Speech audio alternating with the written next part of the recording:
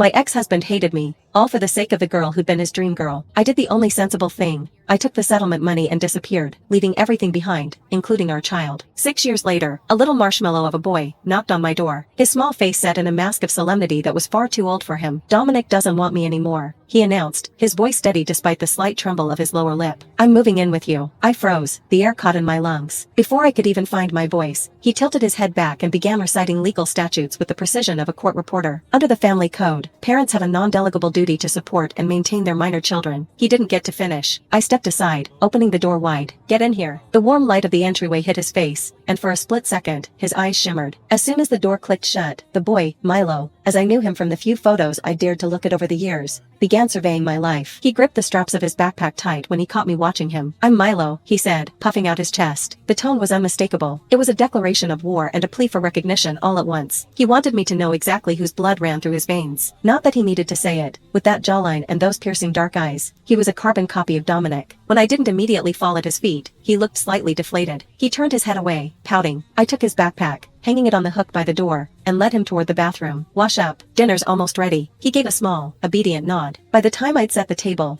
he had already scrambled up into the dining chair, looking tiny against the high back. "Why are you here, Milo?" "Really?" I asked. He poked at a piece of broccoli with his fork, his head drooping low. His voice came out muffled, thick with unshed tears. "We had a fight. He threw things. He told me to get out, told me never to come back to the estate again. A runaway."